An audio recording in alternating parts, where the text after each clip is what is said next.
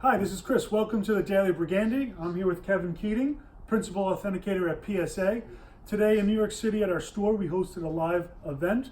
PSA came in, they authenticated a few hundred signatures at least. At least, yeah. And we're going to go through our favorites from the day. So Kevin, why don't you talk about a couple pieces you see? These are all fantastic, and some of the favorite things I saw out of the incredible items that you presented to us. This right here is a Benjamin Franklin autographed document from 1778, signed as President of the Supreme Executive Council of the Commonwealth of Pennsylvania, which I guess is the equivalent of the governorship at the time. Yeah. And we graded that autograph as a 9. It's spectacular. Yeah. This was an item when we saw it come up and we had the opportunity to purchase it. We were like, wow, we've never seen a Franklin that dark. They're typically, faded and... Well, he was a light writer, and, he's using a quill pen and dipping it in fountain pen ink, an inkwell, and it's basically a feather, right? So the autographs came out, they didn't come out that well to start with.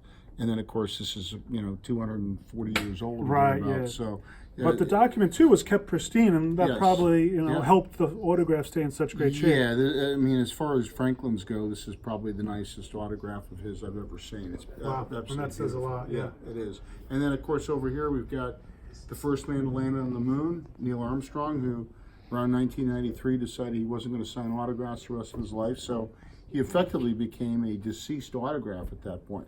But up until that time, he'd been a very, prolific signer for people who wanted his autograph. And this is a NASA photo, and it's rare to have Armstrong on a photo where he doesn't personalize it. Right, typically that's what we see. Exactly. So this is really a nice piece, and every serious autograph collector should have a Neil Armstrong autograph, because there will only ever be one first man on the moon, and that's it. Yeah. Now this piece right here, I love this one. Yeah, it just speaks to itself. I remember seeing this item when it first came into the marketplace, at least. This was back in 1999, and Barry Halper, I believe, owned this piece and sold it, and it may have changed hands a couple of times since then, but it's just, of all the baseball images I've ever seen, this one stays in my mind as one of my absolute favorites, just because you've got a young Joe DiMaggio. I think the photo's dated on the back 1937. You've got Lou Gehrig, the Iron Horse, in the back end of his career, just a couple of years before his illness took over, and he had to retire early and then subsequently die at the age of 38. But just a spectacular photo. Look at the Iron Horse. I don't know how they got him. I mean, I don't know how he jumped that high. Yeah, it's I mean, look how high he is off the ground. Yeah, right. Yeah, and that doesn't show his athleticism. You're right. And it looks like he's not the youthful one in the picture. No, but he looks like he's suspended in air, just smiling as happy as he could be. And DiMaggio obviously is having a great time with it. And the autographs are spectacular. And then you've got on top of it, you've got Paul Critchell, who is the famous New York Yankees scout who scouted Gehrig. So it's just a spectacular piece.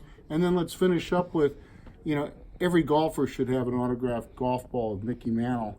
You don't see these too often. You see the Mick on baseballs. And he's signed a lot, but that's just on a unique medium. Exactly. You don't see him on golf balls. And then here, you got to really be I would say, a sophisticated autograph collector of baseball Hall of Famers to really want this baseball and to appreciate its rarity. Hugh Duffy batted .438 in 1894. Voted into the Hall of Fame on the back end of his life. I think he died in 1954. But, I don't think we'll ever see another guy hit .438 in a major league season. No, definitely not. And his autograph on a single signed ball is enormous. Yeah, incredibly rare. Yeah. And the condition. Spectacular. Yeah, it was kept perfect. Yeah. So we want to thank PSA for coming today. We saw a ton of great items, as you guys saw. And we'll be sure to keep showing you more items. Keep checking our website, because these are all going to be posted soon. Thanks for coming, Kevin. Chris. Thanks appreciate it. We'll see you tomorrow on the Daily Brigandi.